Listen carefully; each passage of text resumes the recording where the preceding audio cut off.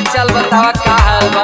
गाँव का हाल चाल बताई। बार पहिरा पटपटात हो, दांत कटपटात हो, अजीब छटपटात काहे ला हो।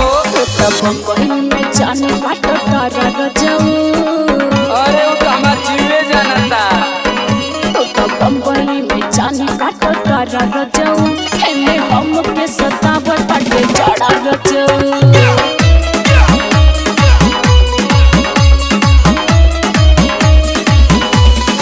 अरे तई कौन बात, जाड़ा का महीना बात जाड़ा लगबे करी। अरे तो कुछ इंतजामो करबा। कौन इंतजाम, इंतजाम तो कुल धैले नु बा। कौन इंतजाम हो? ओहो सुना, कटवाई नहीं देहिया नरम रहबू। कटवाई नहीं देहिया नरम रहबू, रानी रहबू रजाई में गरम रहबू।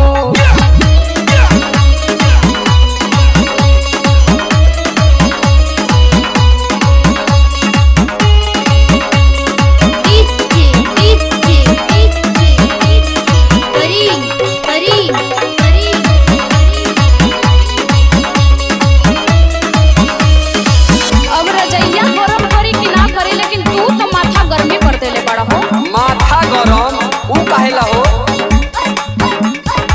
हे भगवान, तोहरा का हो गइल वहां जाके? कुल बताओ के पड़ी तोहरा के। अरे बताइबू तबे न जानब। माथा हमार ना गरम कर सैया।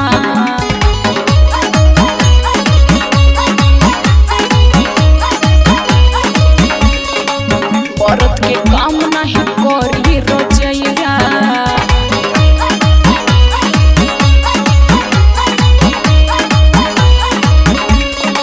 माथा हमार ना गरम कर सैया। मर्द के काम नहीं करी रजैया। घरे आवा तू बढ़ावा ना पहाड़ा रजऊ। घरे आवा तू बढ़ावा ना पहाड़ा रजऊ। एने हम के सतावत बाटे जाड़ा रजऊ।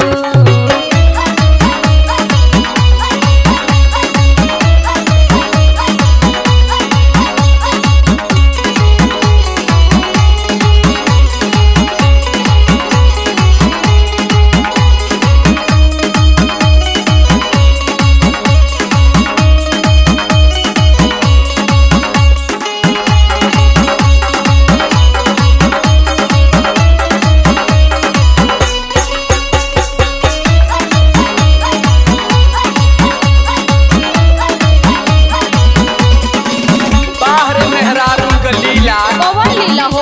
अरे जब घरे रहली त कब जइबा, बहरे आ गइली त कब अइबा। बुझा गइले मर्द के कीमत। अब मर्द माने प्याज हो, साल में एक बार भाव बढ़ेला। सुन रहनी जे